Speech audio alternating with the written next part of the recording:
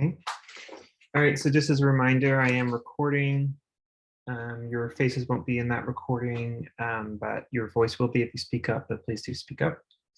Today, we're going to focus on some of the facial anatomy, and we're also going to focus on some of the skeletal anatomy.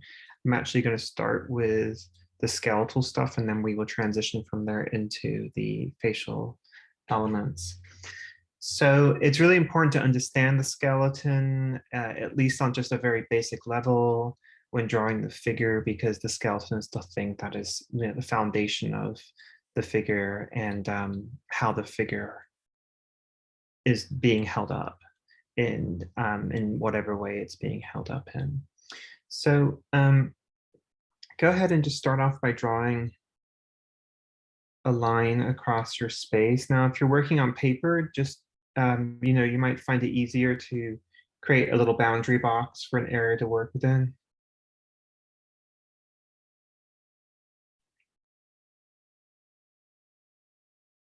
Okay.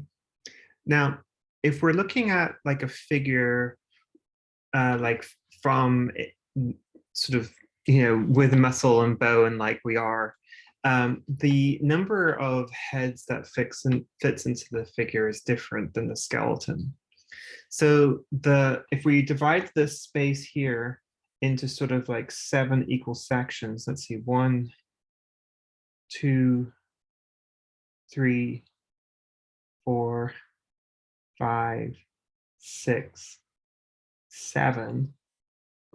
Okay. You're usually going to be able to get the human figure within those 7 sections. Now, sometimes if the feet are facing you in certain ways, like kind of maybe like pushing down a little bit, like you may get a little bit more of a half head in there, but usually it's 7 to 7.5 heads, depending on the individual. Okay. So if we just do this, we can put an egg into each one of these spaces. And I'm just kind of doing like parentheses. Okay, that's going to be like the general sort of height of the figure. Okay. So if you come down, if this is going to be 1, 2, 3, 4, 5, 6, 7. If you come down halfway through number 2 and put an equally sized head there to this, that's going to kind of give you sort of maybe not even halfway, maybe a little bit more like in here. That's going to give you the basic outside of the arm. And then from that section there, if you come down, you're going to come down the half right here. This will be nipples, generally. Okay, so if this is the outside of the arm, then the nipples would kind of be like halfway through that space. And then this is generally going to be the belly button. Okay, so here we could say, well, this is going to be sort of this shape here. We can do it on the other side. I just didn't want to draw through my numbers.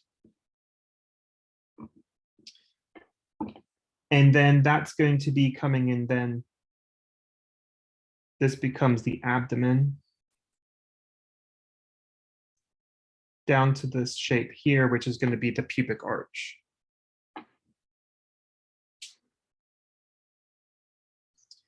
Now, the knees here are about 1.5. So you can just do a egg there, egg there. And then this is going to be about 1.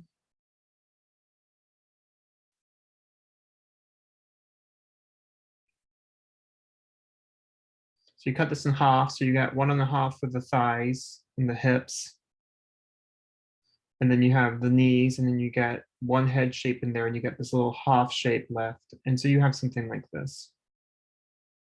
Look at all those eggs. Aren't they pretty? This could be a bit wider, I suppose. Now then, this will be one egg.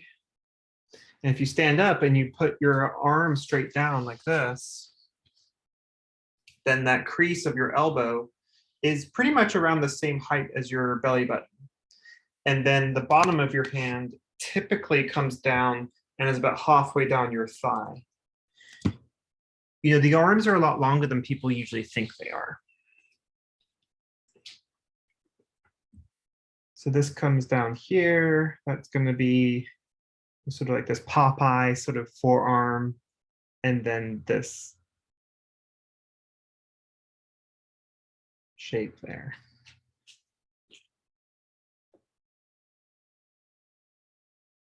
You can do the same thing on the other side. Now, these are just basic shapes, y'all, because we don't want to imagine that this thing is going to, that this is going to stay like this, right? Because then we're going to have sort of like this balloon animal sort of body.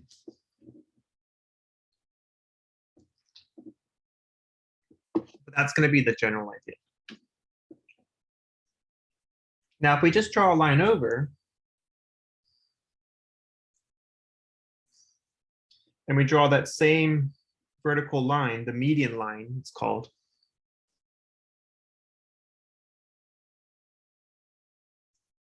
So the median line is basically the central axis of the body. It's not the, I guess, is it the axis? I think so.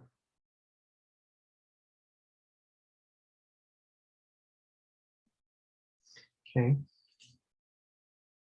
So then here we can see that the head comes to there. That was going to be the nipples. This is the belly button. This is the bottom of the pubic arch. This is halfway through the thigh, basically. Patella. Halfway through the calves. Ankles. Now, the skull itself is going to be smaller than the head. You know, obviously, because the head fits onto the skull. The face fits onto the skull, I mean. We said the arms are going to be about here, the shoulders. Okay, so this becomes cervical vertebrae here, and then this becomes the outside here and here of the shoulder girdle. So again, we're going to take that measurement of the skull and kind of like place it in here and place it in here to get that outside of the shoulder girdle.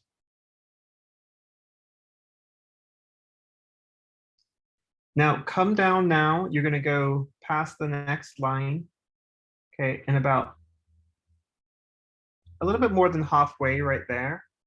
So this was going to be the belly button. So inside here, we're going to draw the shape of the rib cage. And it's like an egg, of course it is. It's like if like the Vulcans from Star Trek made an egg.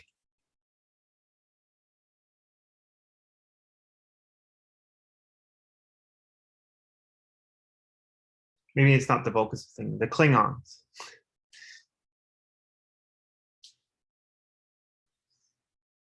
So that becomes the sternum here. Maybe this is it. Add a shape here so it feels more like skull-y. That reminds me of the X-Files.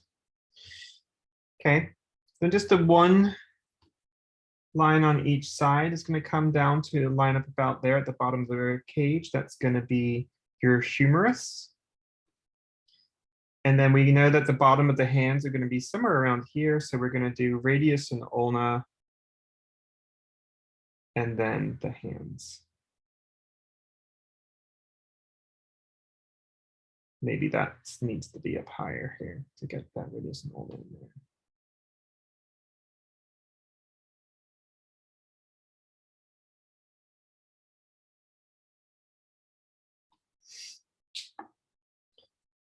So then this is the sternum. In the back here, we have cervical, and then we have thoracic, and then we have the lumbar, and then the lumbar connect to the pelvis.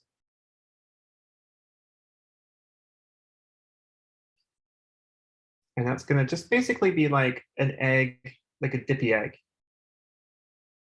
Yeah, it's got the top cut off so you can dip your soldiers in it.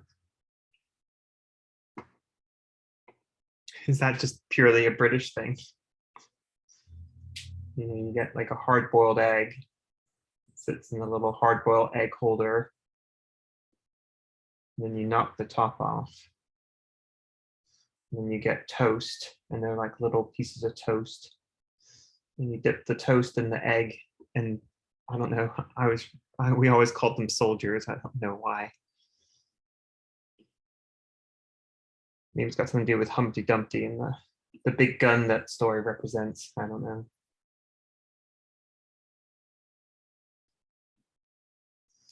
And then so the femur connects there and comes down. Oh, I'm off ever so slightly. And it comes to the patella.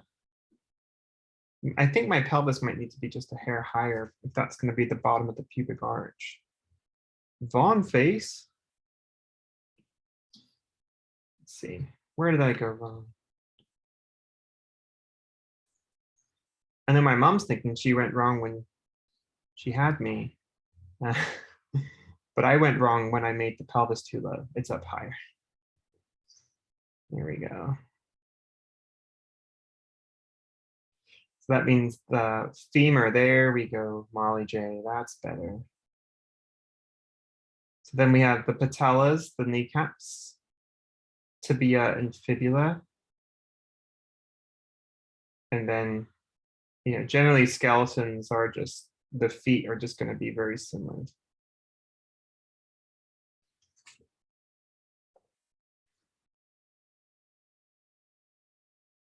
Okay.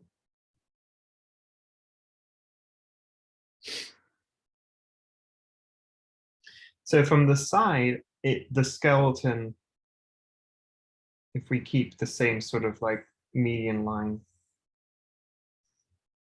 Let me see, okay, so that's going to be the bottom of the skull. It's going to be the shoulder girdle.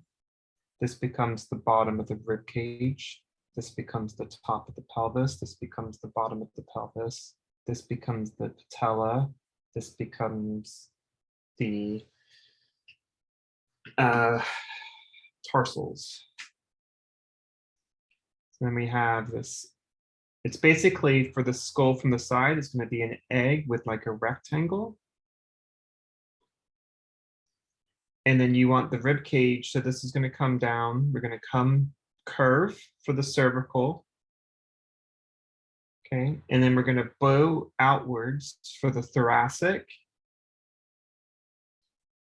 Okay.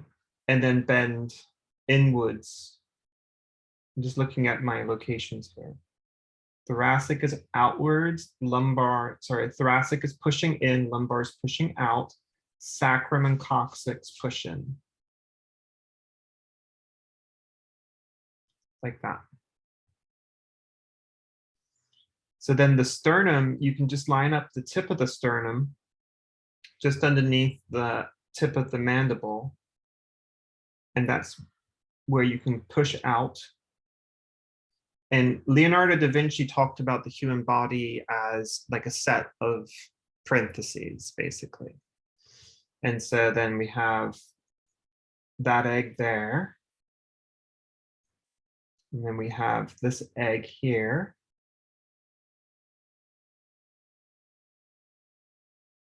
We can see that's the end of the sternum.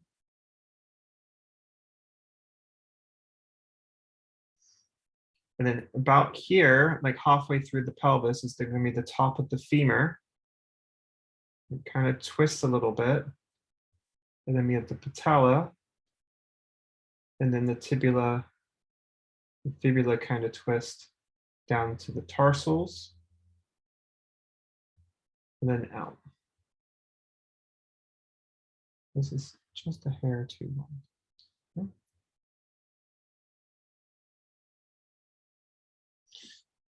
Now, here we would have the shoulder coming down. We would have the humerus coming down, ulna and radius coming down. You just put it in as like a triangle down there, the hand.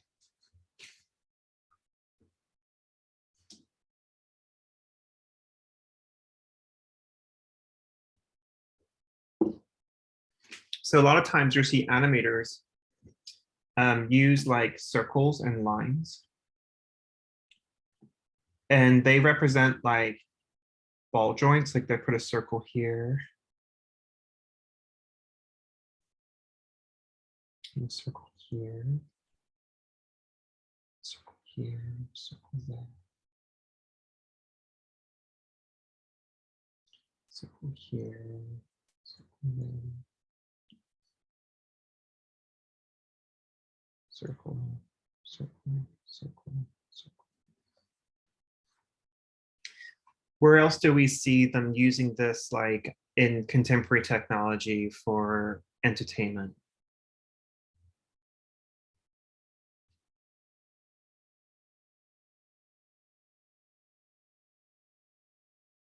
Anybody ever seen them record like live action for like a video game or a movie? With like, No. okay, so they'll have like a green screen and then they'll have an actor who's also in green.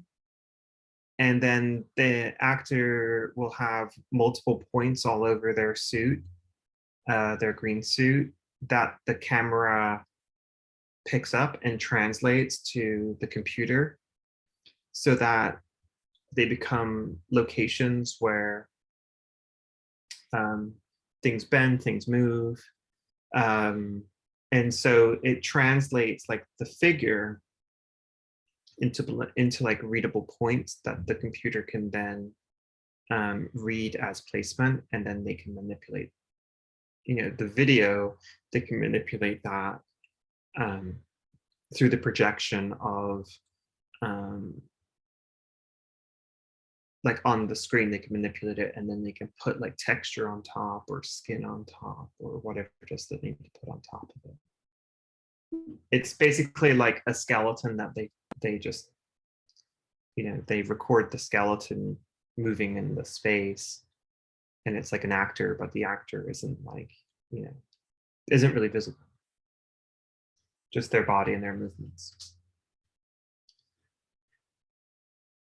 Okay, so let's take this and let's like kind of zoom in on some of these things here and expand on them just a little bit. Okay, so I'm going to make a new layer and turn this layer off.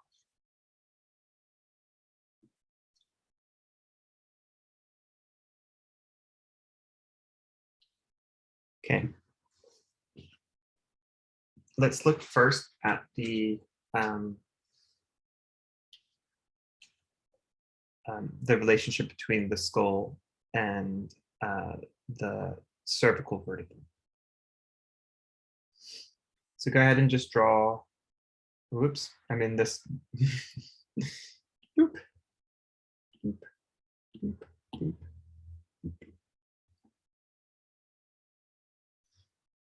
So go ahead and draw an egg. Make it like a bit, you know, we want it to be kind of a whitish egg.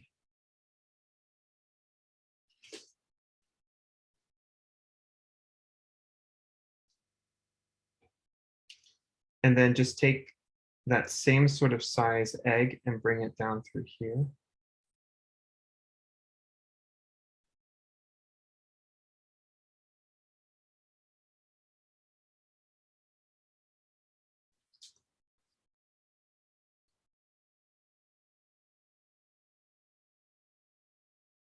Okay.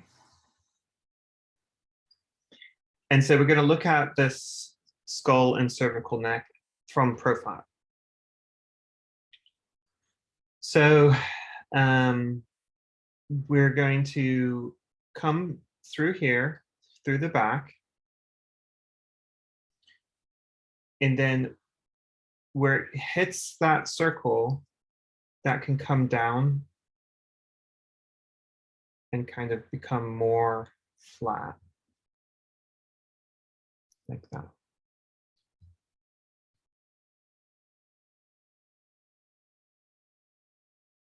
I'm going to come across the top here, and I'm going to wait till it curves a little bit downwards, and then I can move in, kind of create like a little bit of an egg, and move out like that. Could be a bit further back. Bit of a bigger egg. That's just going to be the nasal bone. And then the mandible will come out a little bit more than I had it. Sorry, the maxilla, and then the mandible, something like that. Doesn't have to be perfect, as mine is not.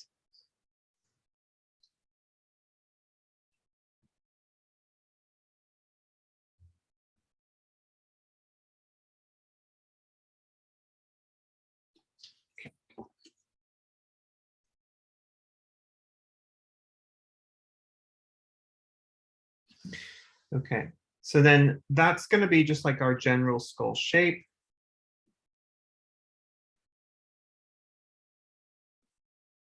Kind of like creating some angles. Now, from about here, that's right around where the mastoid is. We're going to start to pull down the cervical vertebrae through here. Okay, and you can see it's a downward and outward thrust.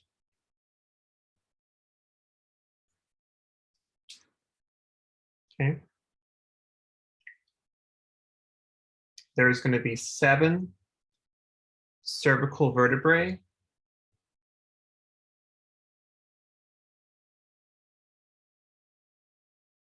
Okay. And we can just divide them .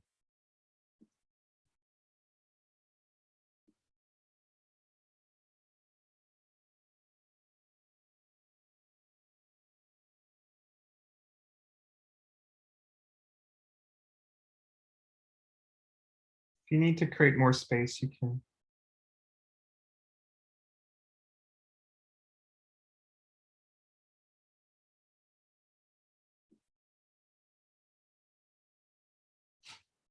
Like that. And in terms of planes, they kind of would come down like this with 3 or 4 different planes depending on your point of view.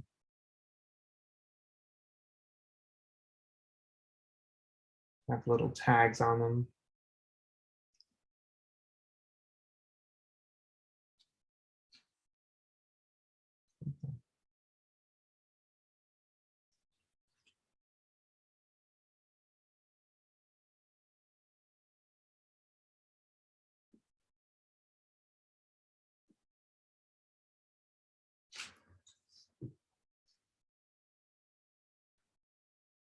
Okay.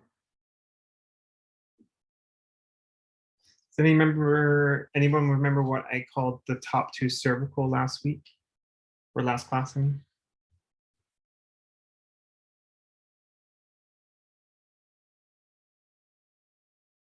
What was the name of the Titan that held up the earth? Atlas. Yeah, so the top one is the Atlas. Okay. And then the second one also starts with an A. The axis. Perfect, the axis. Okay, now the other ones all just have numbers. I think they number them C3, C4, C5, C6. Oh, I added an extra one. Oh, it's because I added that half of this C7.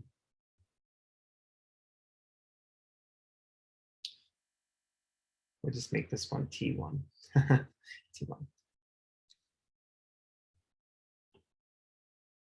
Okay.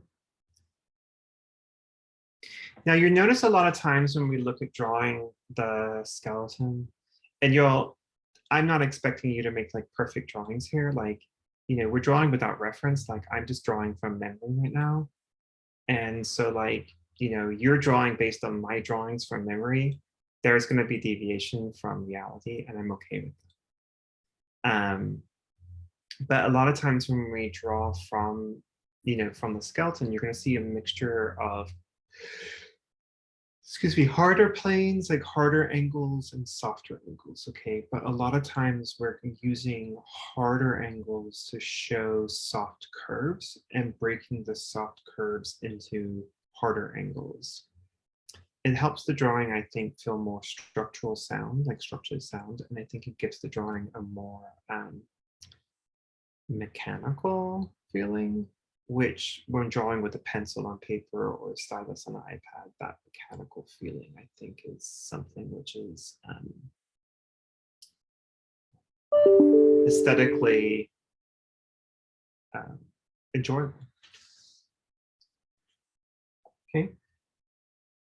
So then let's go ahead and just move to another area of your paper. I'm just going to make another layer.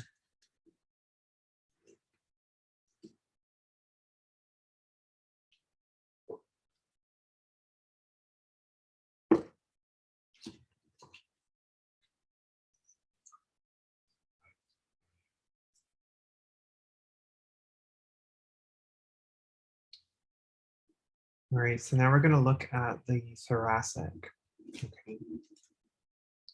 So I'm just going to draw in just like the bottom of the cervical here, just so that we know where it kind of is.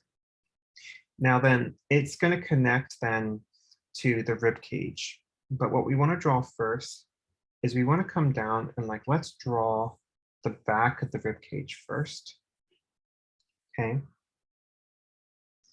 And then we're going to come sort of like out and around that cervical vertebrae. And then push it out. And come up and come down.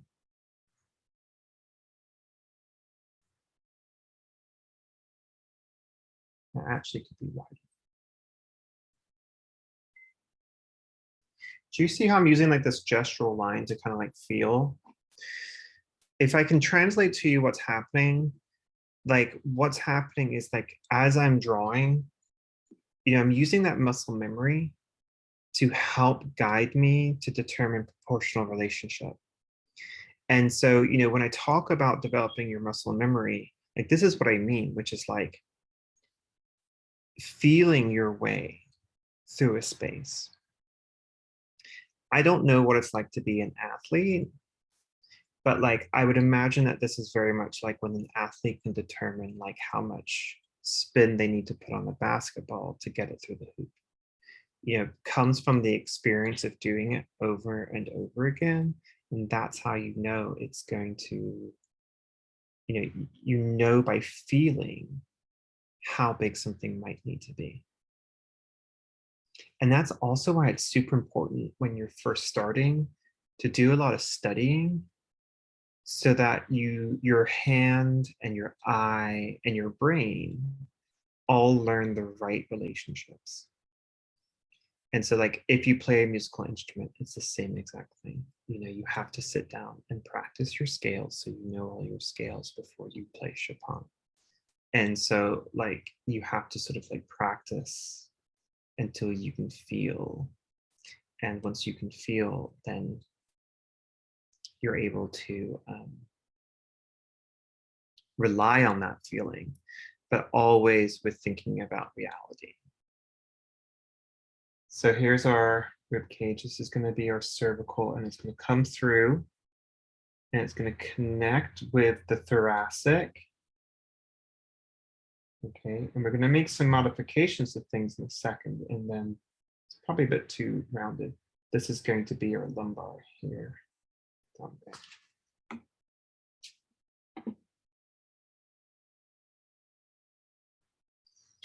All of the extra drawing lines, that's all part of the pedimento, which is all the underdrawing, all the marks, everything that we draw on can become a palpacet. And through it being this palpacet surface, it creates and develops its own language and its own visual layering that speaks to the action of drawing.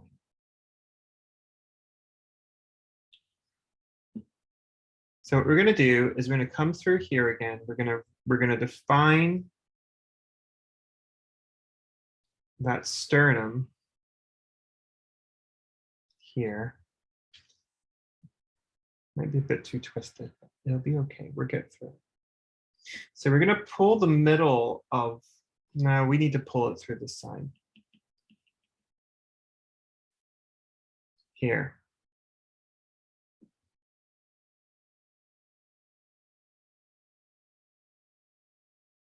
So that's going to become the sternum.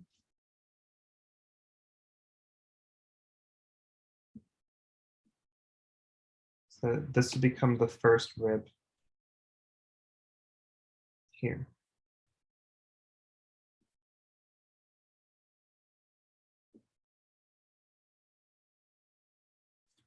So I'm going to shade into places where there aren't ribs, basically.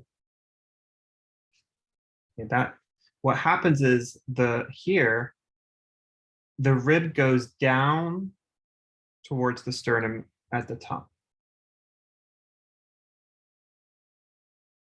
And it twists behind the cervical here.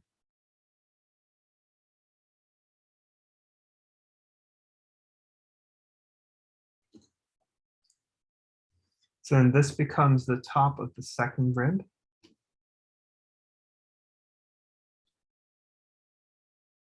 And watch, I'm going to break it into kind of angles. 1, 2, 3, like that. Now what we need to do is that we need to get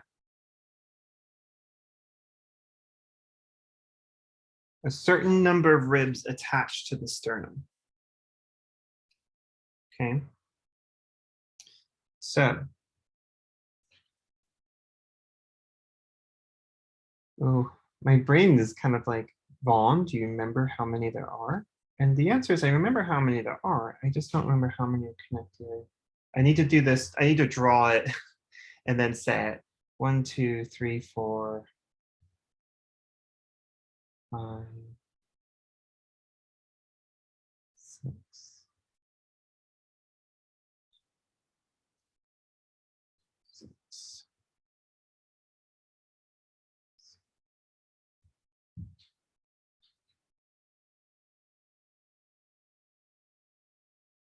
So it should be 7. Okay, I'm gonna be a good professor.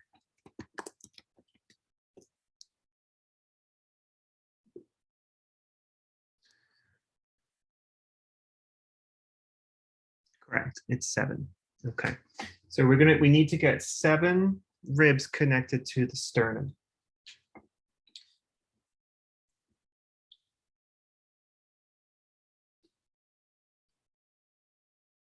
One, 2, 3, 4, 5,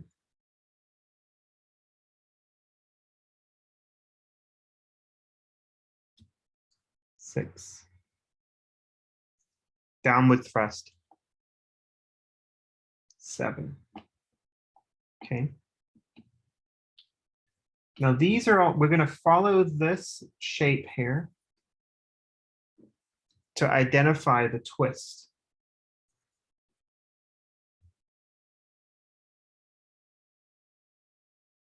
Okay, so that's going to come to here and it's going to twist. And then we're going to follow this sort of shape to determine, okay, so there it's going to twist up. So there's the space between.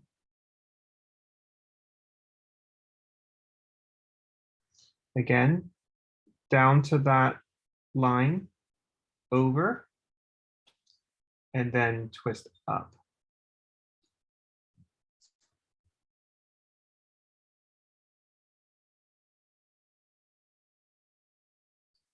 Looks a bit like a Fabergé egg starting to come into being.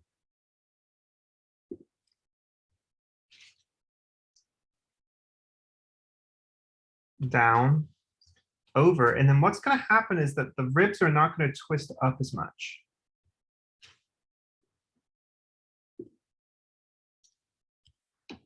But they're still twisting up. or perhaps just a little less dynamically.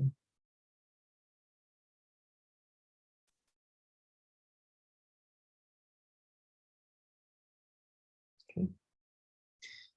Now, this one, we're going to go down, we're going to go over, we're going to go up. Okay.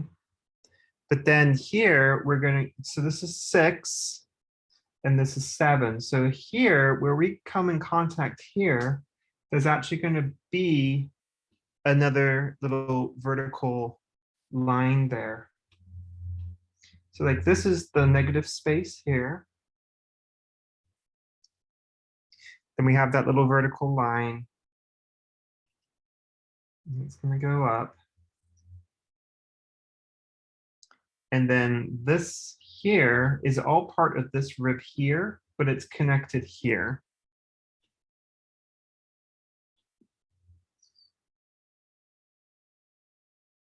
It kind of looks like this.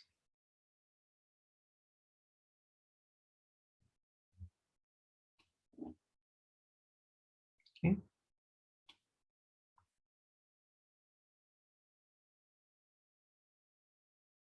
And then here, this is going to go downwards to here.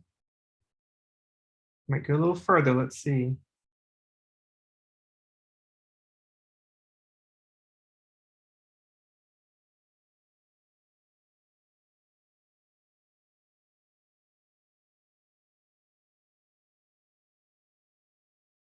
So each one of these is connected, you see.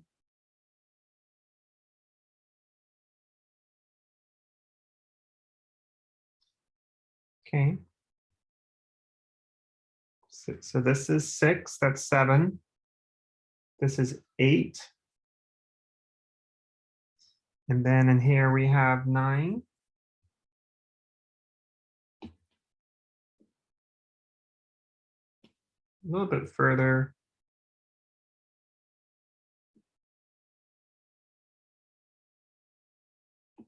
10.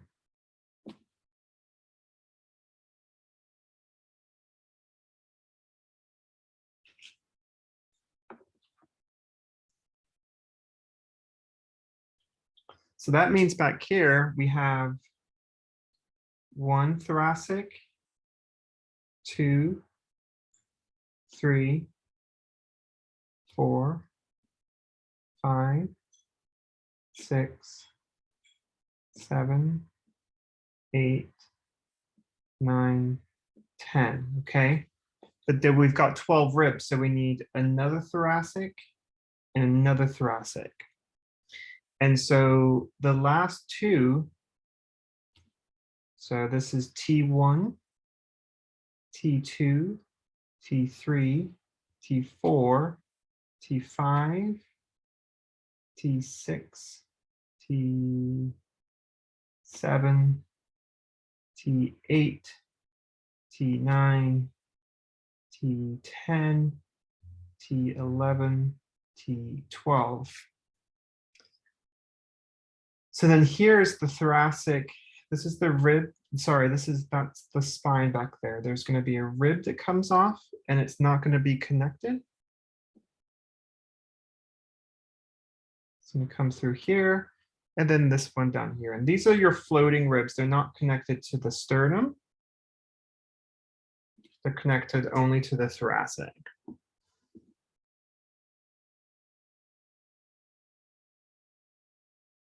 Then you'd see a little bit of this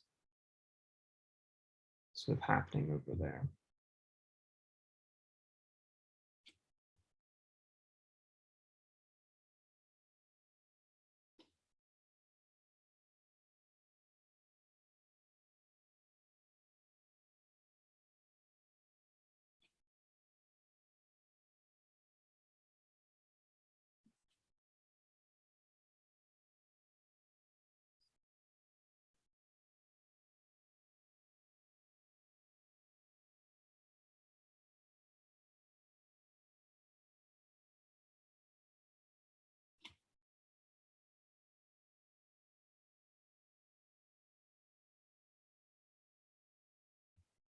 And then these are going to be lumbar.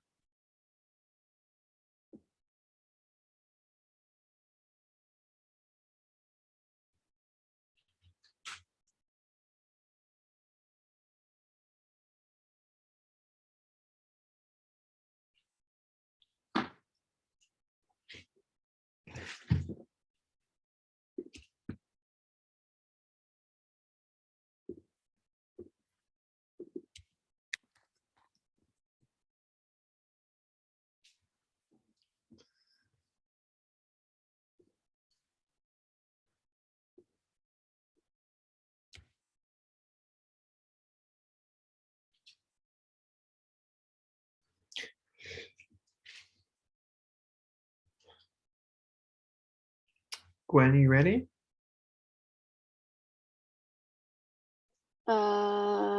Maybe. Okay, I can wait. What are we? Oh, I finished what we're doing. Okay, Yeah, I thought we were being ready for something. nope. Okay.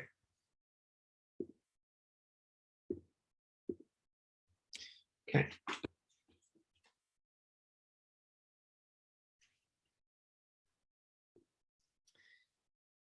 Okay, so, then we're going to next, we're going to come down from the thoracic. So if we start at the top here, let's say, okay, so like, this is our thoracic, right? This is 11. Okay, and like this is 12. So here we'd have one floating rib and another floating rib.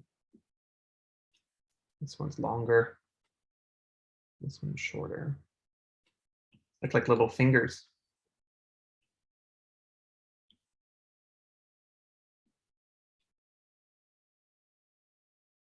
There they are on the other side. Okay. Now, next we're going to go into the lumbar. There's going to be 5 lumbar. Okay, now these are the largest vertebrae that you have. These vertebrae can hold up to a ton. And they're going to be like the thing that is, what you're looking at here, y'all, is like this incredibly balanced form. That's why bad posture is so sad for nature. So we have a skull, right? And then we have this beautiful curve for the cervical vertebrae that keeps our head up. Okay, and we all hunch down, right? Like we all do. And you think, okay, so that's straight, right? Millions of years of evolution lost to a computer. Okay, and then we have this thoracic that comes out. And so like this is one curve, that's another curve, this is one curve, and that's going to come down into the lumbar, and that's another curve, and then that's another curve into the back of the pelvis. Okay, so the shape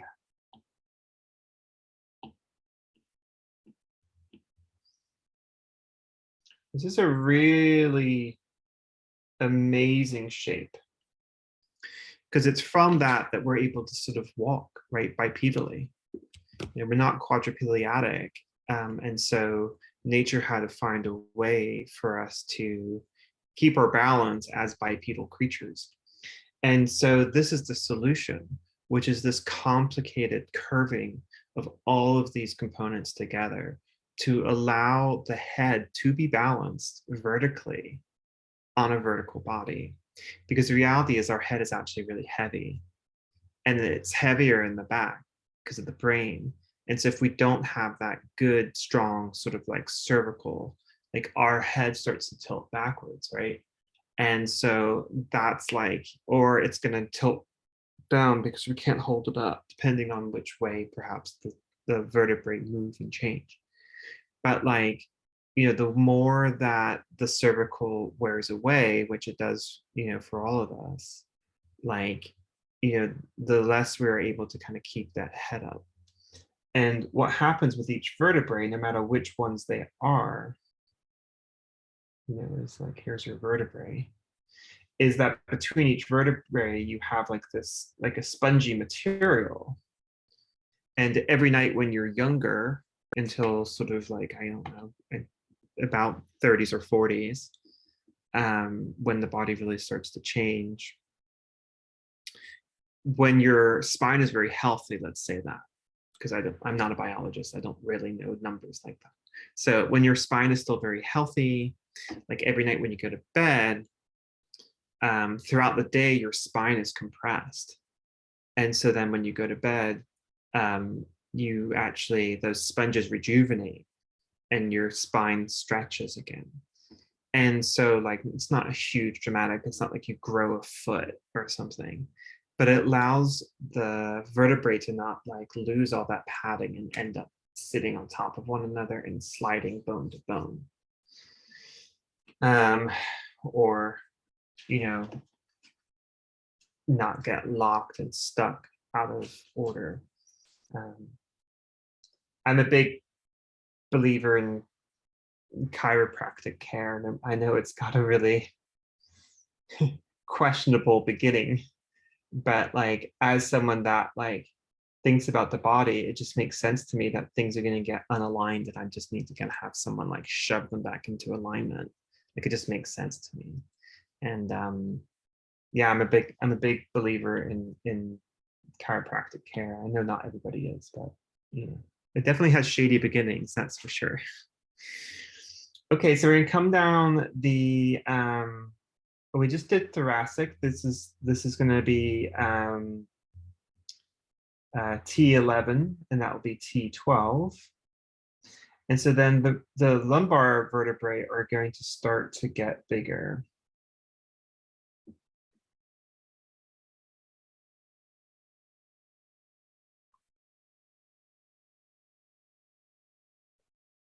Okay, and they're going to come through, and kind of there's that space between them, since now we're just looking at this one section.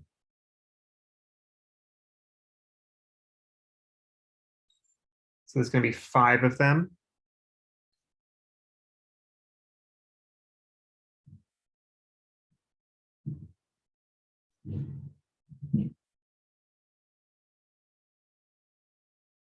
Look at the little teacup.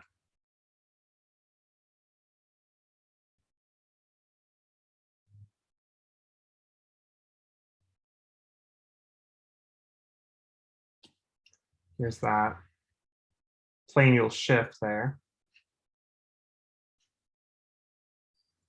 And then that's going to come down to the back of the pelvis.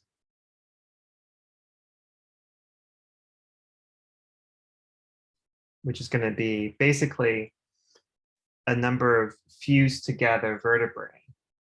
The first is the sacrum, and then the next part is the coccyx.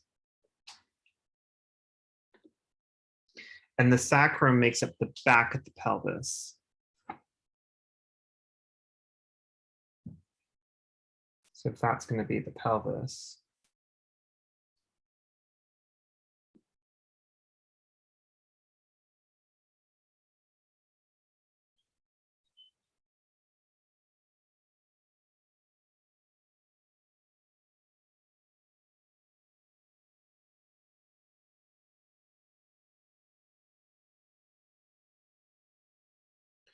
Okay, so this is the front of the pelvis. This is the back of the pelvis. Then what's back then? The back of the sacrum and the coccyx, which is your tailbone.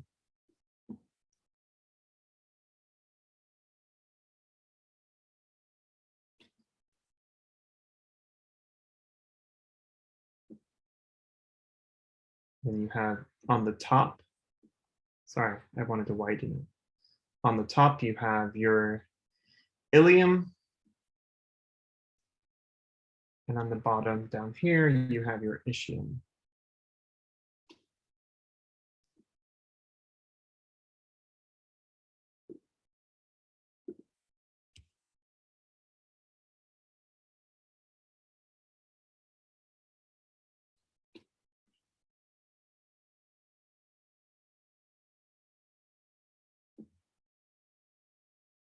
I think I spelled coccyx wrong.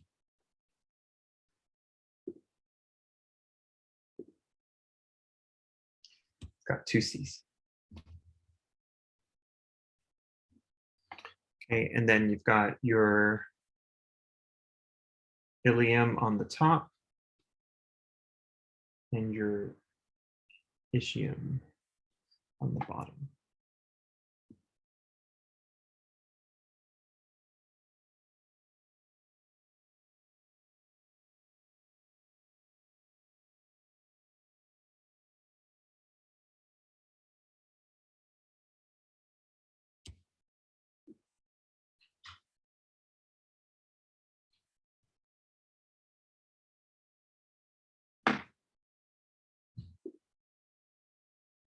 Okay, so recording's back on. We're going to go now into, so we just came down the back of the pelvis. Okay, we kind of looked at the pelvis there, sort of a little bit. And so that's kind of, that's all of the spinal sort of elements and sort of relationships in terms of like those different curves and the different types of vertebrae, the cervical, thoracic, and lumbar. Sometimes the thoracic is also called the dorsal, like the dorsal fin of like a whale or a dolphin. Okay, so let's kind of have a look here at just the arm.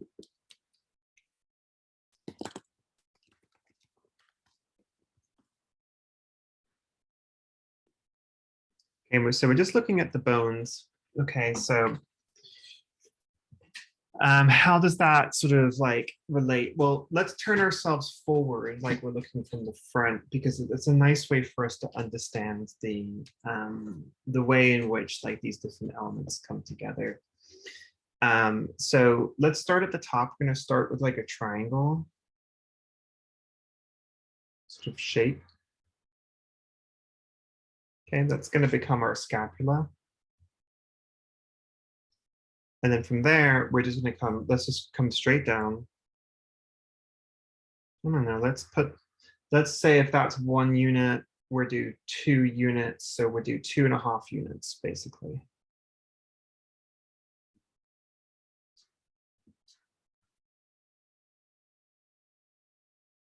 Okay. So then we're going to come down and we'll do 1 unit, 2.5. Like that. Okay. And here, go ahead and put a circle. Now this is going to be a circle 2 because it indicates a joint.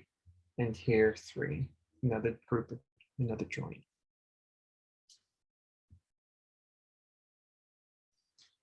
This is actually going to come down on that angle. Just bring it down so it kind of like comes in contact with that straight line, and then it comes out again.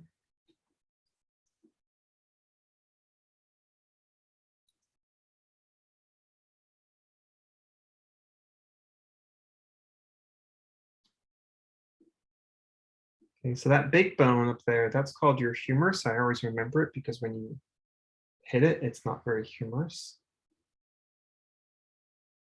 So divide that into a bright plane and a dark plane. Okay. Now back here, you have like this shoulder girdle.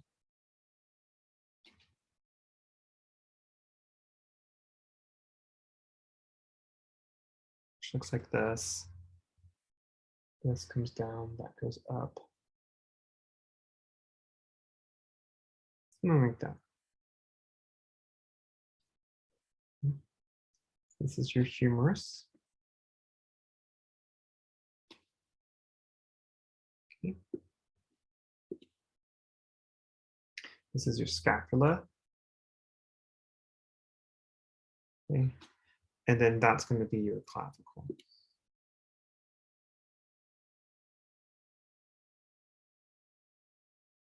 Okay, so that whole thing there, all those components come together. The scapula and the clavicle come together to make your shoulder girdle.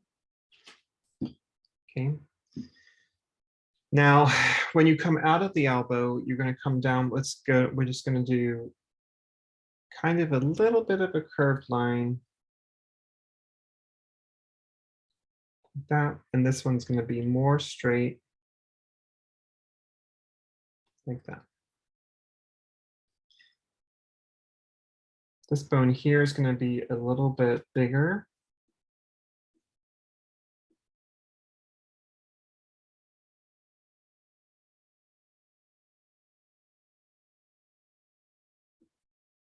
This bone's going to be a little bit smaller, but they're both kind of twisty.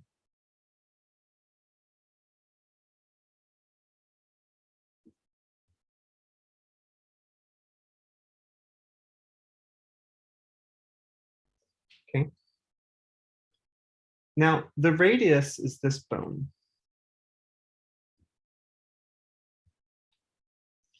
Now, the radius and ulna they're not really bones that you can memorize as like location because they spin. So what you want to remember is that the ulna goes to the pinky and the radius goes to the thumb. Okay, so if you're ever lost drawing a radius and ulna, you can start down there and you can see which bone is lining up with which one, the thumb or the digit, the pinky being the digit.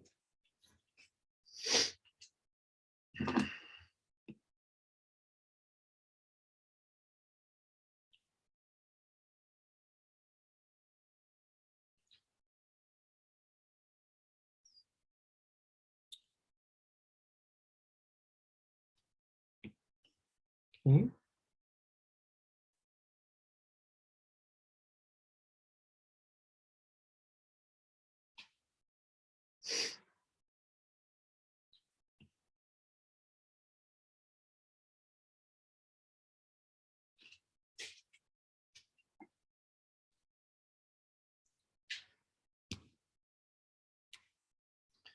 So now let's build off of that into our hand. Now I'm working digitally, so I'm just going to cheat just a hair. I'm just going to move this up. If you're working on paper, just extend the drawing out of whatever the boundary was that you created.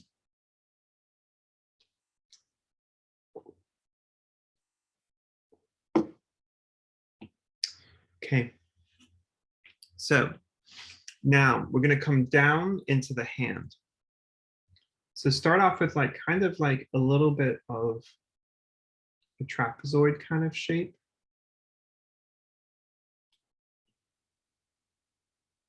Or would that be a rhombus? Gwen, help me out. What do you think? Trapezoid has 4 sides. 1, 2, 3, 4. So that's definitely not a trapezoid. So a rhombus. Maybe. Probably. Okay, good. Thank you. Note both of my master's degrees are not in geometry.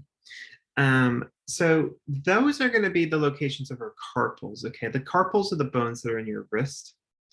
And the bones that are in your wrist are they each have a name, and they're kind of shaped like different types of, little bones like this. And they go in like an arch. So a lot of times, because I have hand and wrist problems, when I go to the chiropractor will literally like slam my wrist against their knee, or against their leg, I mean. And the idea is that they're kind of like forcing those carpals back into the arch that they belong in. And so they kind of have this like arch to them. And then they also have these little tiny like protrusions, and everyone has sort of different amounts of these. And those are called pisiforms.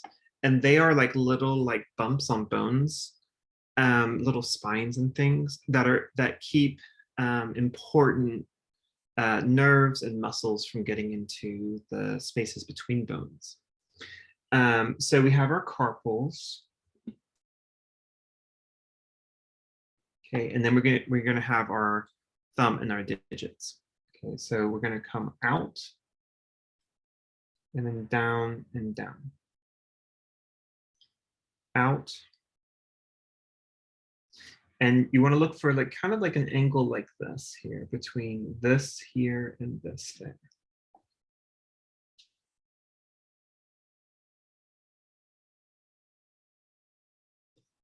Okay. These two flanges are too long.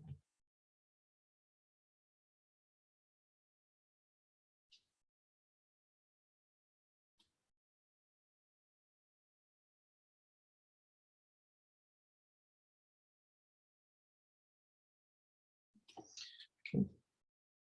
So these are phalanges.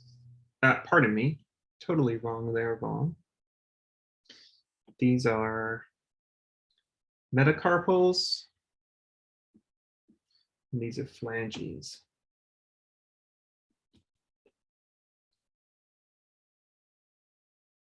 Kind of go like that in terms of like what you see.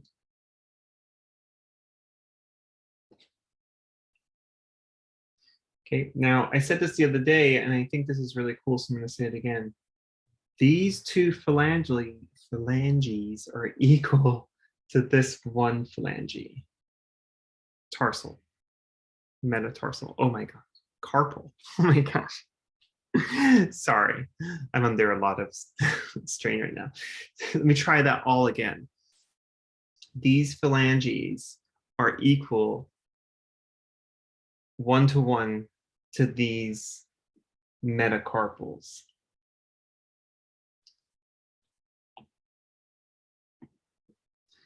This phalange is equal to that phalange. Okay. And so your thumb has two phalanges. All the others have, oh, I'm so silly. Gwen, can I remove all this from the recording and just skip it all? Carpals, metacarpals, phalanges. Okay. So we need to separate this.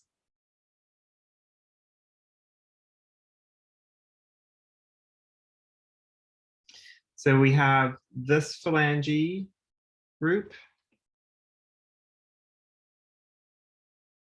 So we saw that. And then 1 and 1, 1 and 1, 1 and 1. Each digit has 3 phalanges. The thumb has 2 phalanges. Okay.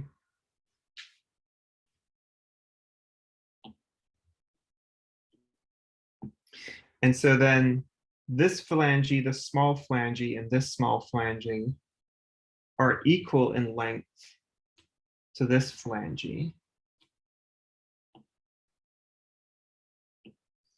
And then all of these phalanges are equal in length to that metatarsal.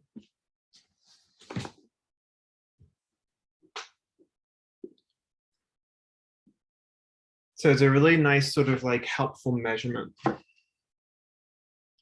Wrist to first joint, that's your metacarpal.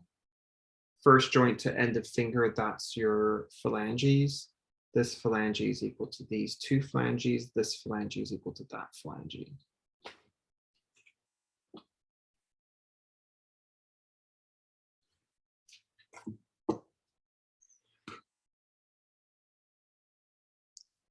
Okay.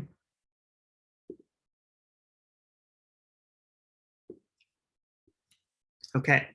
So let's kind of like maybe take a moment and like zoom in and just kind of like look on the relationship between like how to draw like one finger. And I think we've probably done this before, but I just want to cover it again and kind of look at that.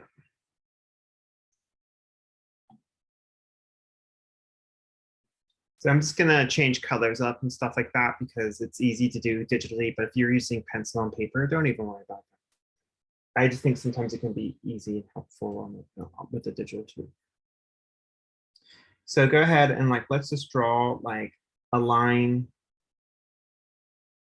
like that. And then divide it in half. And then divide this first section in half.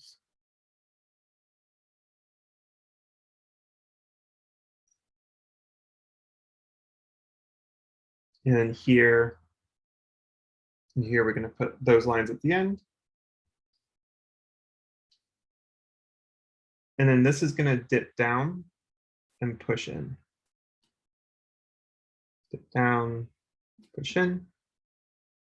Dip down, push in. And so what we're looking for, these are your phalanges, is that 1-to-1 ratio.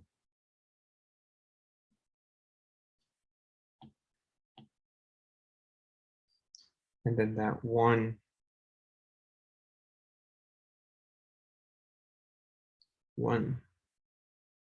1 ratio. So if we take our line and we go here, and we feel that length, we say, well, half of that feels like that, and half of that, this now feels like that. The idea being that this line here and this line here, if lined up, would be equal to this. So now we have this. We're going to put, we can put a little circle there to help us think about those are joints.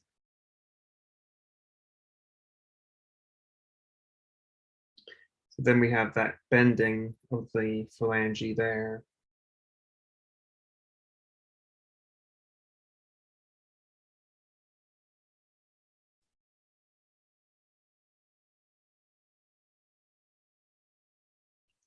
So what I'm trying to show here is that this relationship of 1 to 1 to 1, like it still makes sense as fingers start to bend.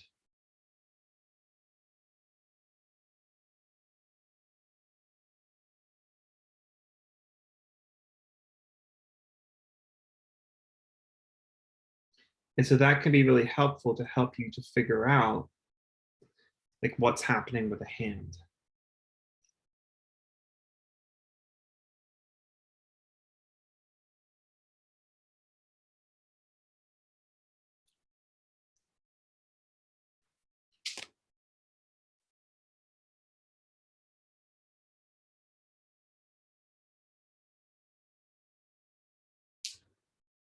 Then up here we have the metacarpals. And then if we were to flesh that out beyond the bones,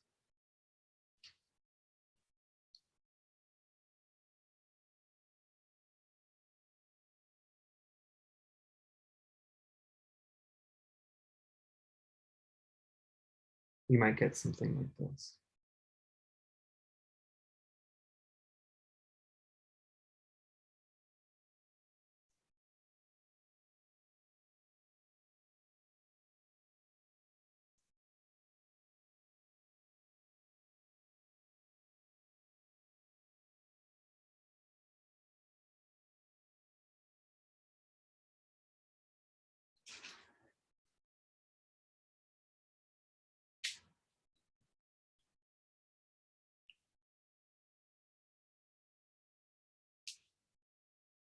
Probably wouldn't see the thumb that high.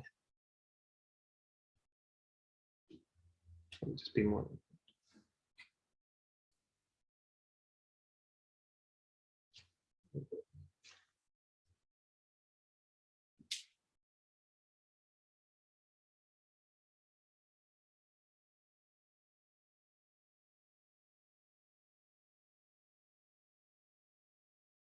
Then you just want to pay attention, like I just made that adjustment. You just want to think about the length of the different fingers and how they correlate to one another.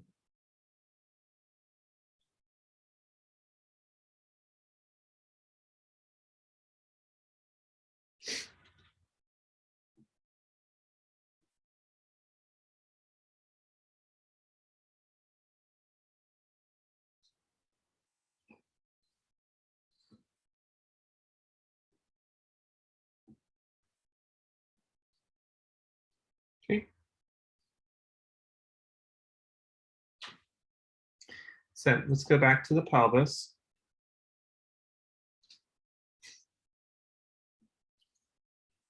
Oop, I think that's going to be too big.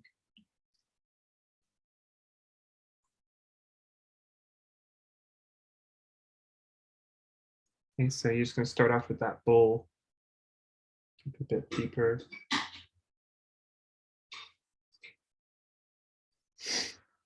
And then a ball socket here and a ball socket there.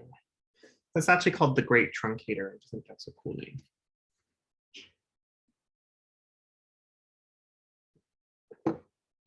So then this is going to push in.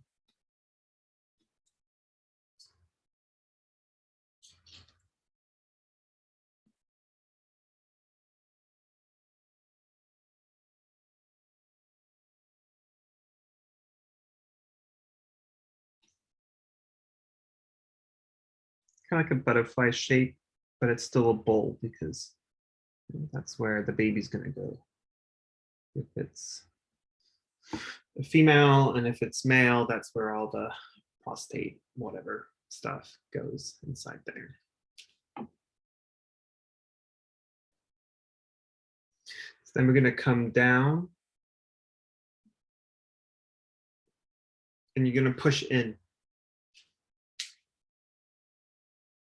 And that's going to be our femur.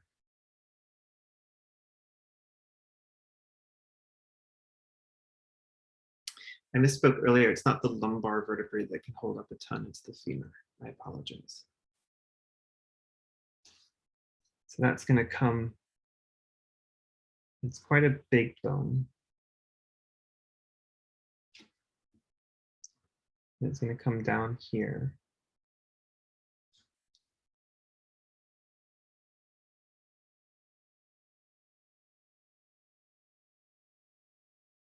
I guess it's more like that.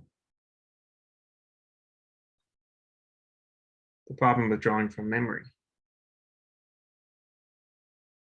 So then I put those there for the knees, but those are too, the knee is actually needs to be a bit lower.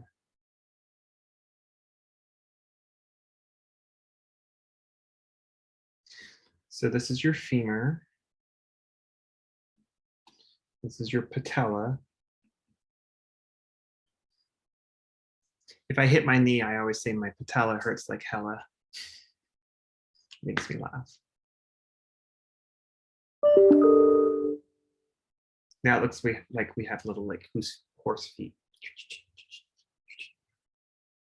And then so then we have the tibia.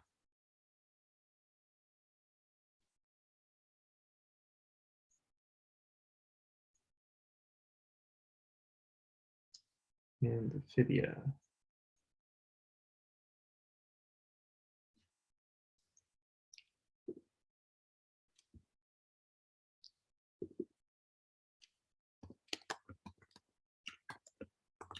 Make sure I get them labeled correctly, because I get those two backwards. But I was right. Fibula, ooh, we can't do that, so we need to put a foot there. Fibula is the back smaller one.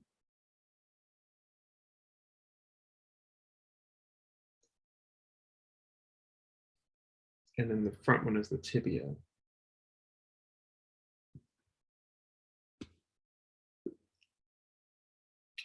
And that's the thickness and size is right there, Vaughn, but their location is wrong. Sorry. So this one,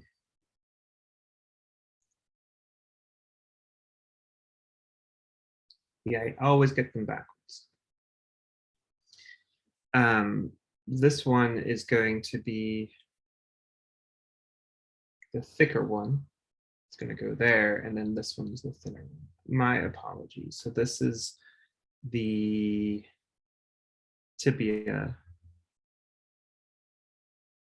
and then this one, sorry everyone, is going to be the fibula.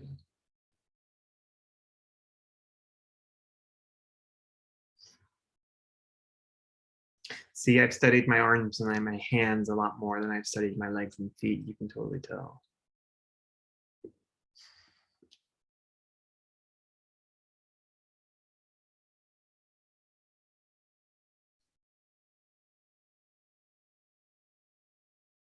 So then we're going to come down and we're going to have here.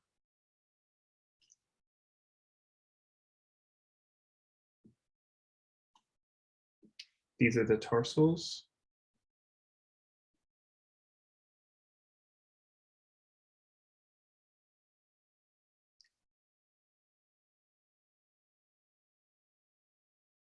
Metatarsals.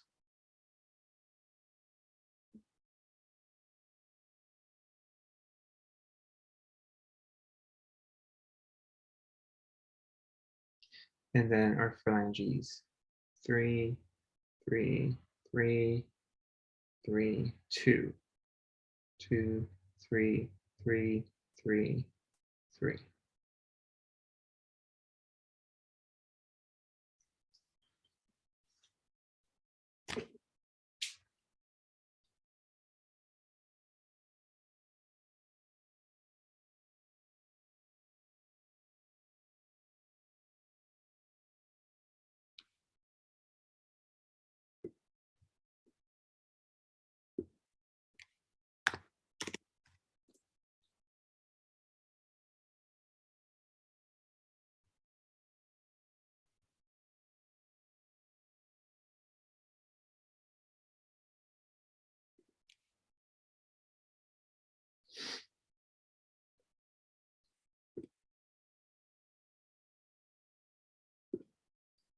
Okay.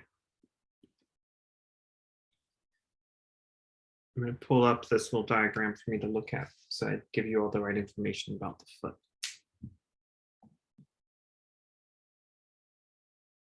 Okay, we're going to come down the tibia. Now your ankle is actually made up of, that's actually where the tibia and the fibula come to an end. Okay, so there's not like an ankle bone. And then what you're going to feel, you can just put your hand down on your ankle right now. You can feel that the inside is higher than the outside. So the fibula is higher than the tibia. Okay. Fawn, did you get that right? You did. Good job, girl. Okay. So this is going to be the tibia. So we're going to be looking from the outside. So that which we draw will be the pinky. Okay. Now, first we come across the tarsals. Okay. So we have like a number of different tarsals. Okay. Like this. And then out here you have this big bone that projects outward. That bone I just don't ever forget. That's the calcaneus. So that's like your heel bone. Sticks out. Then you have metatarsals.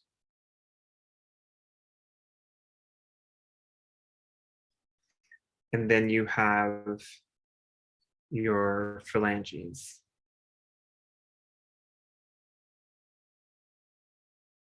It's like that.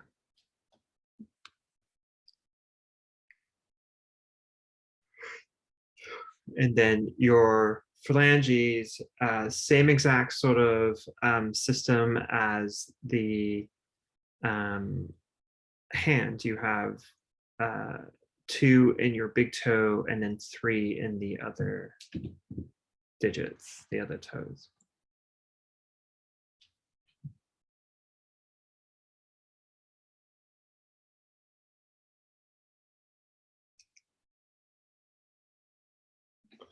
And, you know, the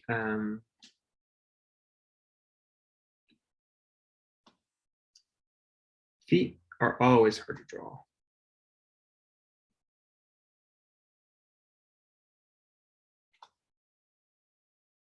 So if you have to practice them a little bit, don't be ashamed. We all have to practice them. So we have an angle for the ankles.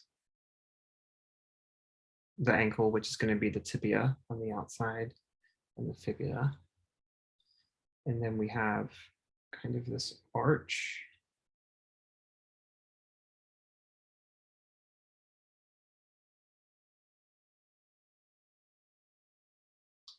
That's going to come down into the heel. This is going to come down into the phalanges.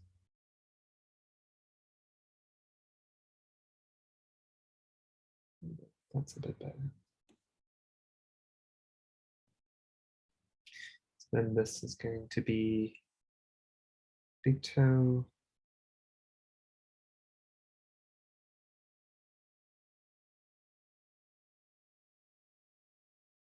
It's back there.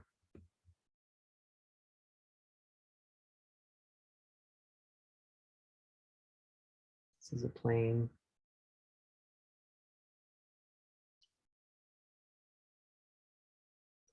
It's a toe. It's better here.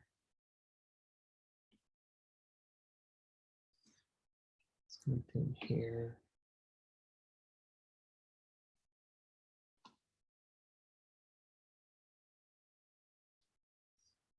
Just trying to get which form is in front of which form.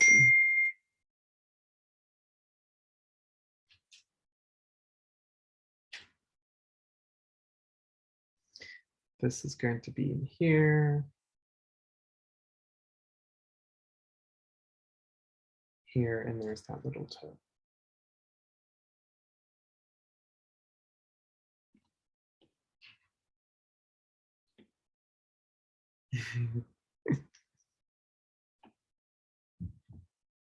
Professor shows at museums. I'm showing in the Netherlands this July at a museum, but I can't draw a foot. And I actually love that. I know it sounds weird, but I do. I think it's really great. I think that you should know that drawing is that hard, that there's so many challenges and it's not always going to be your friend. And I just think that's rad.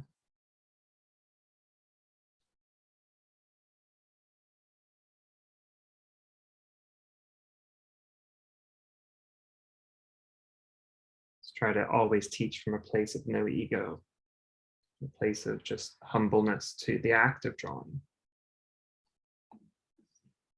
There we go.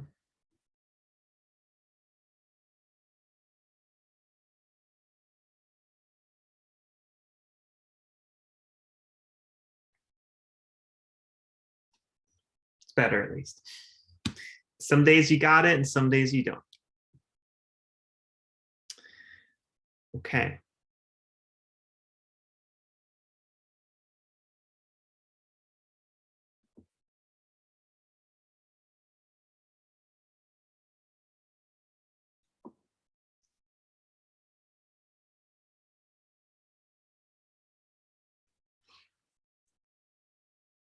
Questions. Let's see.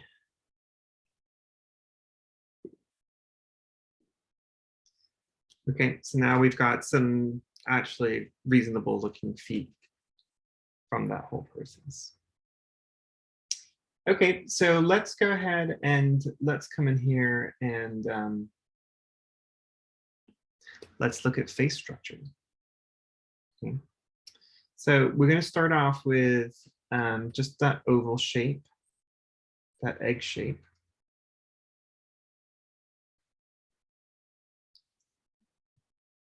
And then again, you can see me here drawing down. And when I get down here, I pick up my tool and I go back and I draw over there. That's going to get you a much more symmetrical form than trying to draw it all at once.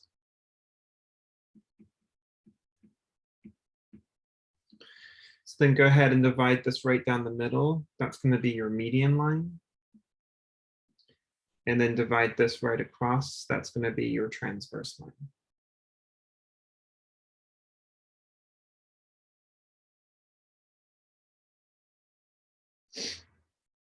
Okay, and then just go ahead and divide this space down here into thirds, basically.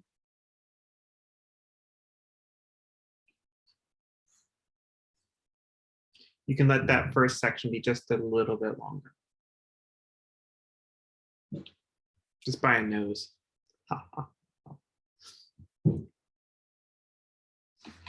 Okay.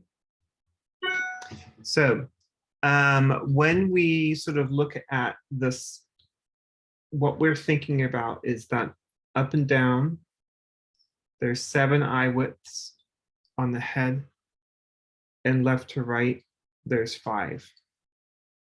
So let's start with determining the width. So go ahead and in here, make a guess at what a unit of measurement would be.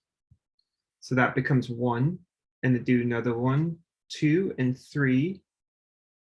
Okay, and then 4 and 5. Looks like when I look at this distance here and here, they look a bit longer than here and here. And so I'm just going to go back and say, okay, so I need to make that first one a little bit wider. No problem. Use your eraser if you're working with a pencil. If you're working digitally, just undo. 1, 2. Okay, and then a half on each side. Does that give me 5?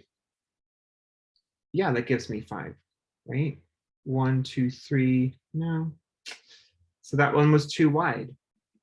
So just keep going back until you get it right. So 1, okay, section. 2, 3, 4, 5. So that's better.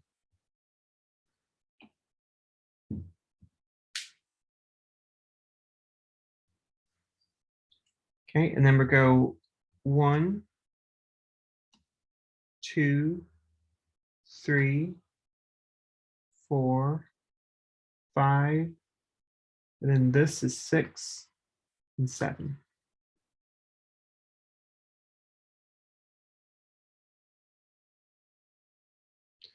One, 2, 3, 4, 5, 6, 7. It's a bit high. Could come in just a little bit. Just a hair. Haha.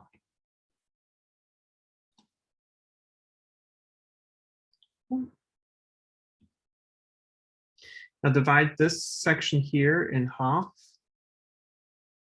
Like that. Okay, it's going to be a reminder for us. In the center of this section and this section, that's where we're going to put our pupils.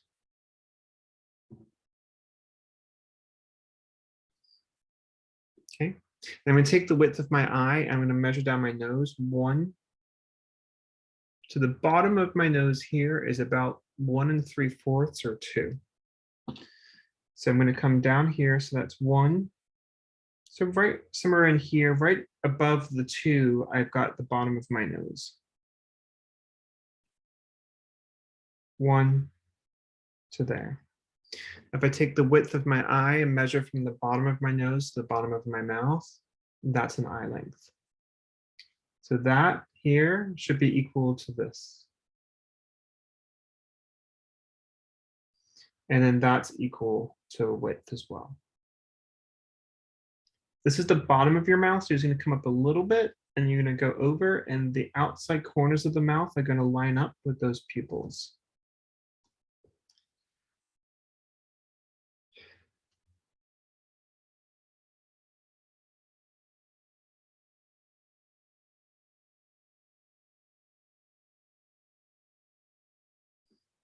Come up about, I don't know, about 3/4 of an eye width. That's going to start to show you where those eyebrows are going to go. And then you're going to go right across to the top of the ears, and that top of the ear is going to be in half of that section on each side that you divided in half.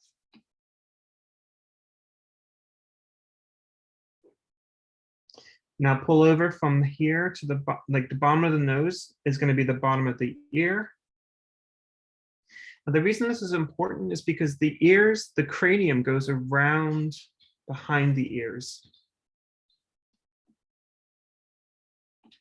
Okay, then importantly, you're going to find the bottom of the ears, and that's going to help you to determine where the outside of the neck is going to be. Because the neck actually connects behind the ear at the mastoid.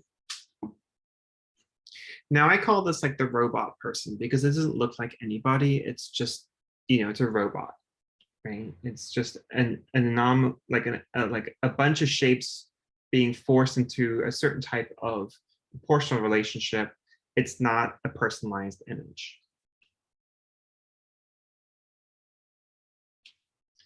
But like with any gesture, it's just the beginning.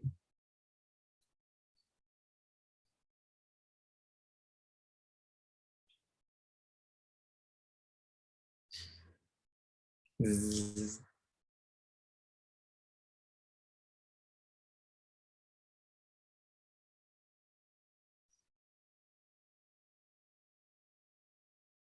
So if we want to, we can give this person like kind of like an emo thing. I know emo is not a thing anymore, but I don't know. It's my understanding live journal style is coming back. So I don't see why emo couldn't come back at the same time. They seem very synonymous to me.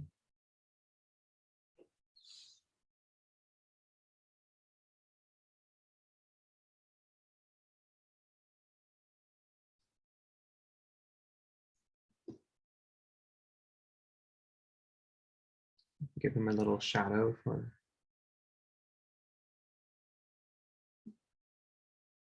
cheekbones.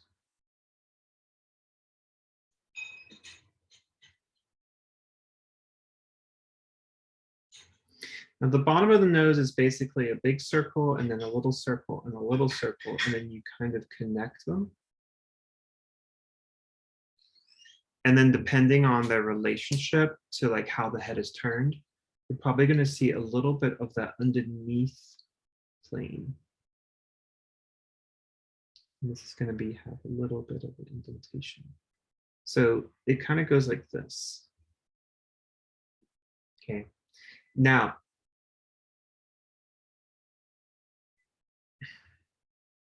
that shape then can be morphed into all kinds of shapes. Noses are so different, right? Like everyone has differences in the nose. Always remember that the nostril is not a black hole. It's actually a form. It's a shadow. You know, if I bend my head the right way and I light it the right way, you can actually, the inside of my nose could be illuminated. It doesn't have to be dark. And as I've said, I think in the past, like everyone knows that their nose, everyone knows that their nose, everybody has picked their nose or put something up their nose like a giant Q-tip that touches your brain because you're having a COVID test back at the beginning of the pandemic. Like stuff goes up our nose. And so like, it's not just a black circle bopped on your nose, like on your face, because if that's true, then nothing can go inside of it.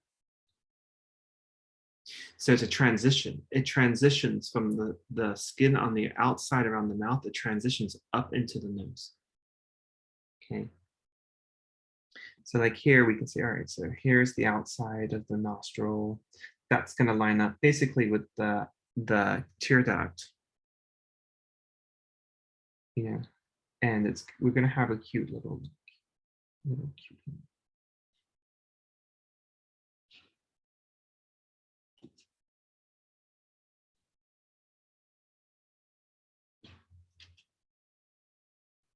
Let's see if I can make that cuter.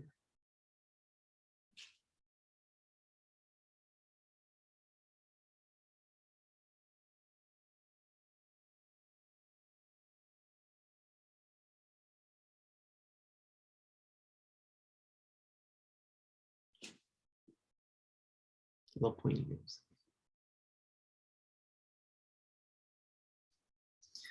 Then we have that bridge of the nose that's going to come down here.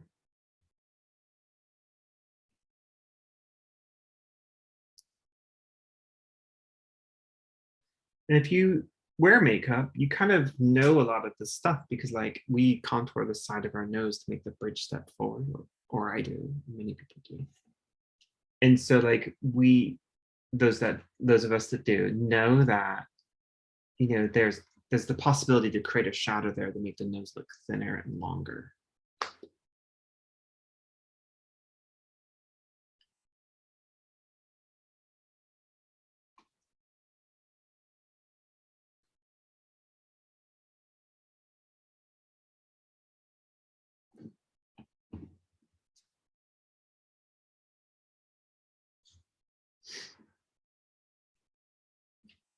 And this becomes a plane in here.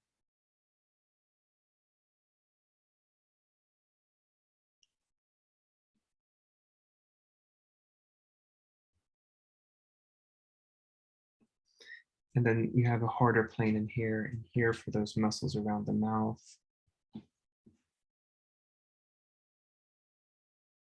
So it comes down.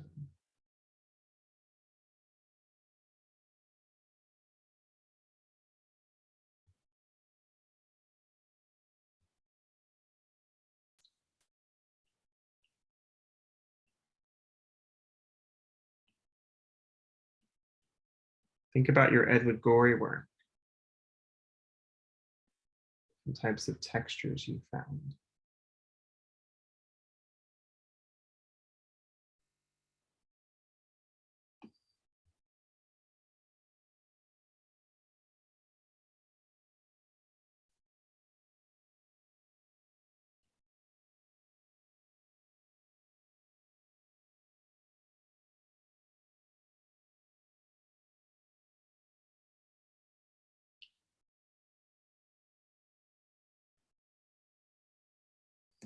So the big muscle out here is your sternomastoid.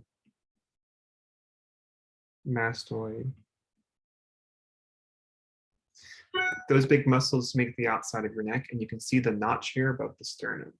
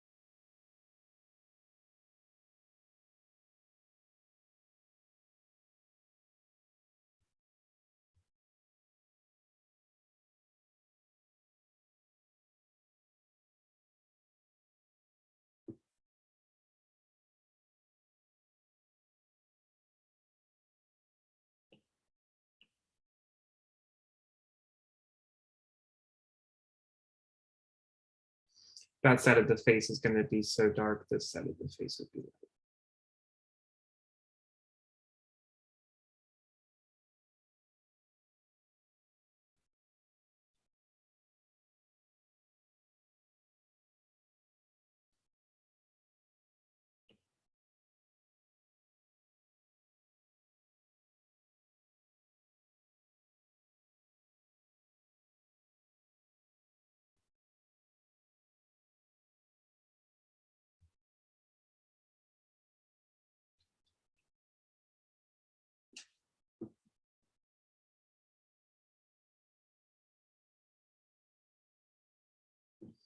So when you draw the mouth, basically you have a line. Okay. The outsides of the mouth line up with the pupils if you're looking straight forward. And then you basically have in the center an upside down V. And then just connect that and connect that.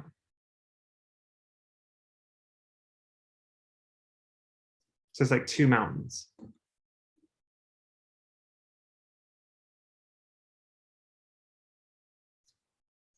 And then here you have a rectangle and then just broken line, connect that. Often when I draw the mouth, like I'll just start with that middle line and then I'll just start with a shadow underneath the lip.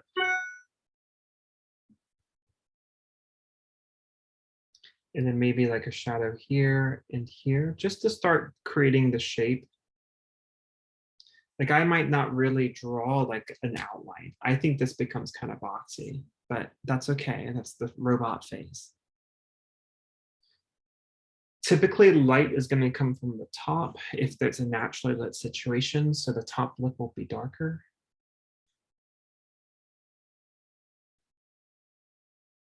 This becomes like the central most protruding part of the bottom lip. That means underneath the lip will be shadow.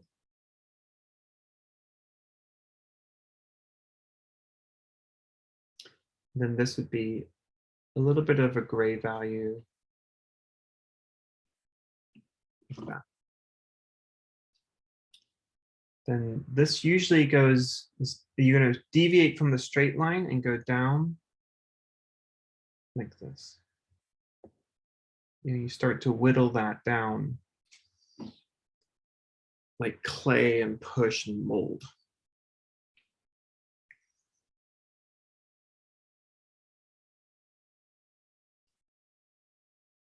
So one of the big tricks is not to make an outline. If you do, it's just going to look like Betty Boop lips.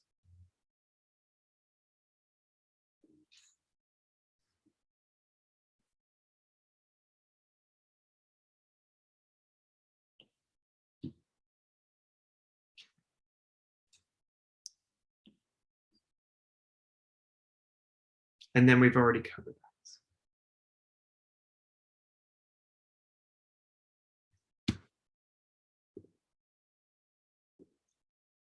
Okay, so the last thing we're going to look at, and we're doing more portrait stuff next week, is just ears. Okay. So ears are hard. Lots of people find them really tricky, and that's because they are tricky. Okay. And what you have to think about with ears is like you have to, again, go back to these ideas of foreshortening. Okay. And so when we look at an ear from the front, like the quantity of information that we see can be really affected by sort of like the way that the head is turned. Okay, so like if you turn your head this way, the ear is seemingly more easy to draw, but like once it turns directly at us, suddenly we're looking at a completely different group of forms. And what is happening with those forms really is that there's overlapping and folding. And so some appear to be projecting one way and some appear to be projecting the other way as we're drawing. And so let's kind of look at the way to like set this up. Okay. So like, say we have, let's just like, we won't draw a head, we'll just do like what we just did with the mouth. Just start off with like kind of like this sort of hooky shape, an ear shape, I suppose you could say.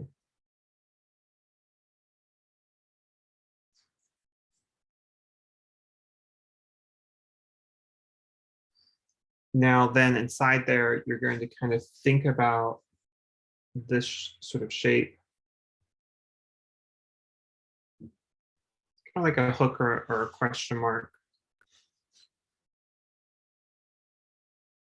And then we're going to include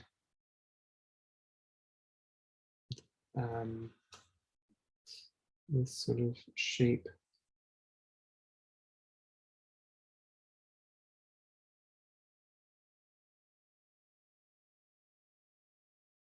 Then there's going to be that sort of like larger fold back in here.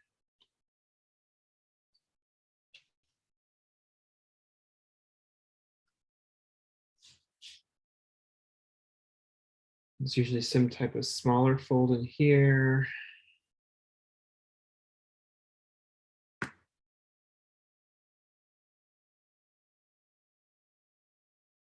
And then there's usually sort of like that back of the, the back of this fold here kind of has that entranceway into the ear.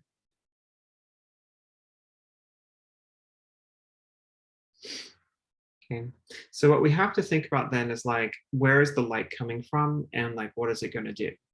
Okay, so for instance, like if the light is coming straight from above, then it's going to do, something in terms of like what the shadow is going to cover versus like, if you do light coming from, the front, which is going to do something completely different.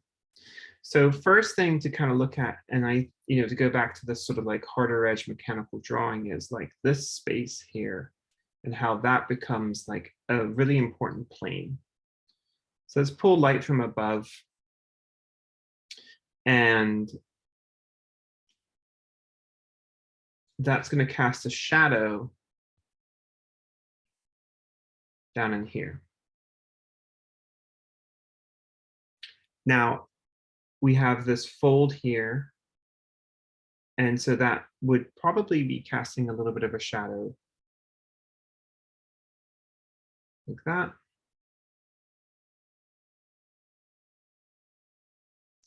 Inside here is going to be pretty much full of darkness.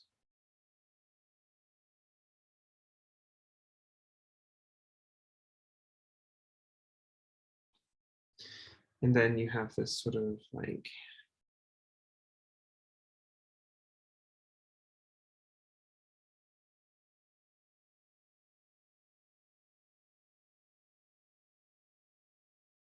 other shape.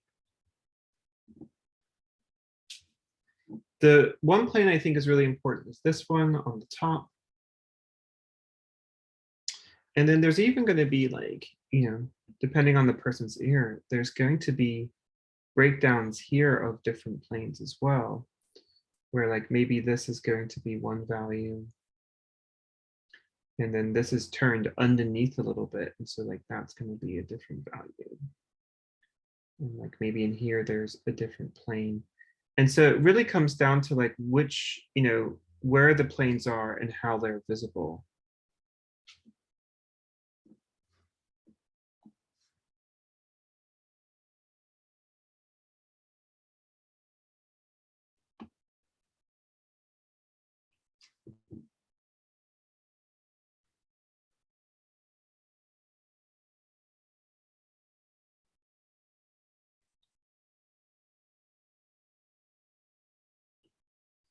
So kind of, you're thinking about at all times, you're thinking about like those rectangles in space.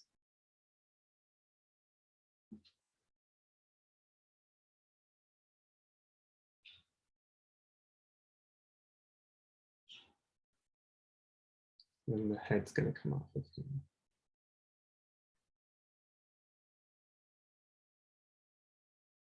Maybe that's too deep.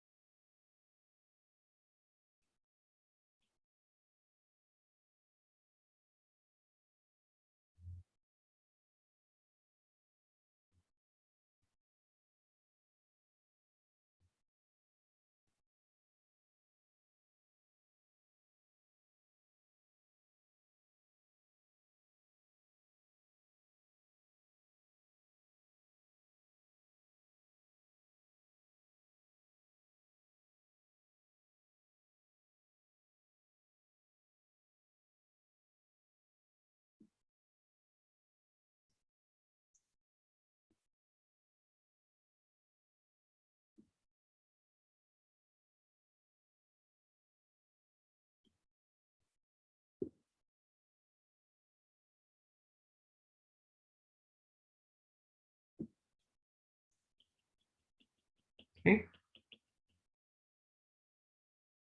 So one of the things that you can do to practice all this is like, if you have a digital tablet or something, you can do it digitally, but if you don't, you can just use tracing paper. And that's like, take a magazine or just take a bunch of photographs if you have a digital tablet, or even if you don't have, a magazine, you can just take photographs off the internet and take tracing paper or put them into your drawing app, and then just trace the faces, trace the contours, and just make like major marks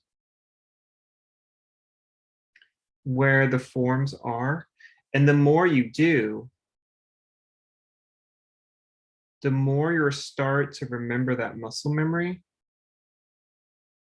And that will really be the way to move forward with training yourself to feeling those spaces. So that's a great and very helpful tool to like get you on the track of like developing your skill set of just understanding like that muscle memory of developing and creating your faces and your figures.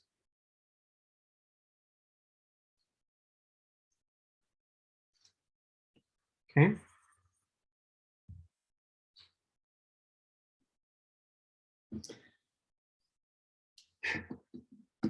All right, so what we're going to do is I'm just going to stop the share for a second, and I'm going to pull up the portrait. assignment.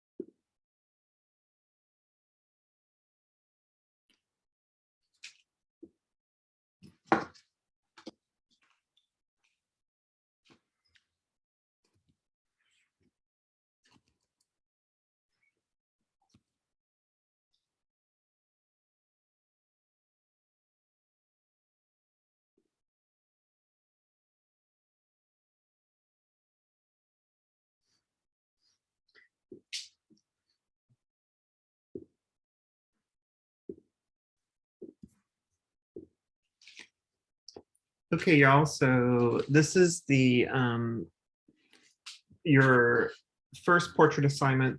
And this is due on Friday. And basically, what is happening here is that interesting. Where's the? Oh, here he is. So we all need to practice drawing the head and drawing the face. And what is one of the longest traditions in art making, like we've done already, is like copying a famous work of art or a work of art that you like and learning from what the artist did. So what we're going to do is basically look at this board that I made for you. Gwen, can you see that Pinterest board?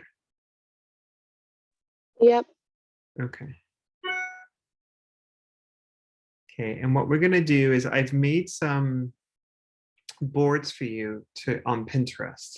You don't have to have a Pinterest to get into these. They're just you can just use like you can just sign in with your Google or whatever you want to, or you don't have to sign in at all. And so I have two different boards of pins. The first one is like tutorials, so different types of tutorials that you can kind of, the goal would be to create whatever the final image is. Like here, we just have this, oh, blimey. We just have this very sort of classic, plain old head. We actually have two of these plastic heads in the drawing room.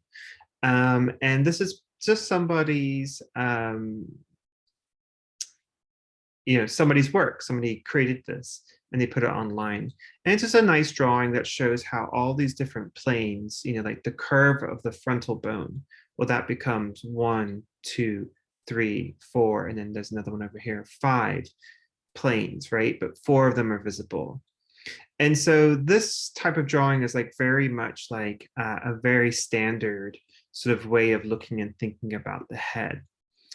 And you can see there's lots of different variations of them that I picked because I think that thinking about the head like this is really, really helpful. Okay, so I think that there's a lot to look at here in order to like practice creating these harder edge planar analysis portraits. So you could do, for instance, like you would pick the very last one here to draw, but all these steps lead you up to that last one. And so it would help you to draw the last one because you have all the steps there. So that's one of the boards.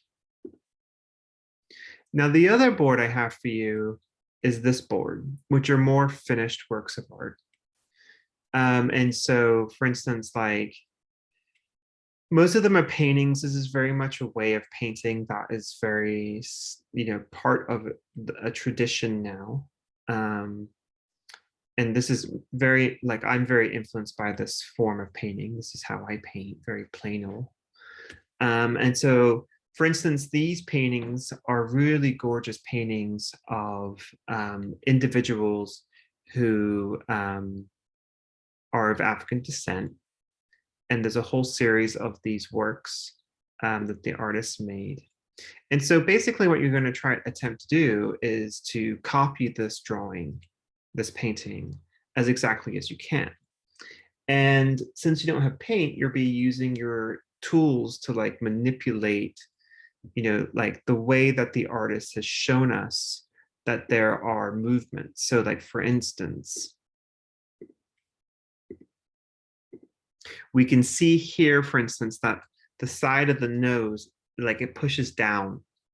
And so the artist has given us like a really strong downward stroke there and a really strong downward stroke there.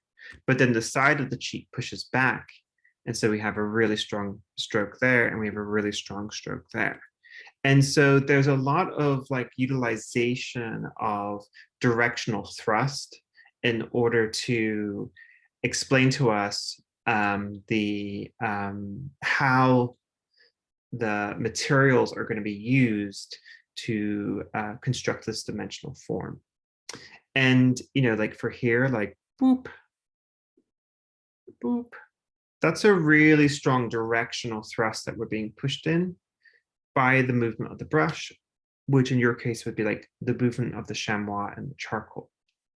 Look how nice this plane is popping right here. Oof, it's dope. Here as well. Look at that plane. Okay, so in planar analysis, there's quite a bit of the utilization of geometric shapes to create complex soft form. And so there's a bunch of examples here that you can choose from. Now, if you want to choose something like this, you would then have to make a choice. Well, like, are you going to do the marks or are you just going to do value? So you get a little bit of a chance to explore and play. So one of the things I suggest in here is like download the image, or if you can't download it, sometimes you can't. I just do a screenshot and then just desaturate it so it's just in gray, since you're just going to be using charcoal. Okay. Now, if you use charcoal, right, and you're like drawing from a drawing that has a lot of line work, just create the line work with the charcoal. But if it's very smooth, you can smudge it. But also, if you're drawing or painting that you're working from has line work, you can choose to smooth it. Sorry, yawning. What I mean by that is adapting the quantitative line work to a overall value approach. Okay. Now, in one of the tutorials, I think it was the last assignment, or perhaps it's in the self-portrait assignment, there's some links there for some videos of me drawing a portrait with charcoal, and you can watch those for further tips and tricks. Okay. So this is due on Friday. And so then don't forget, you've got your self-portrait photograph due, and you should be working on that little video assignment that I created for you. Okay.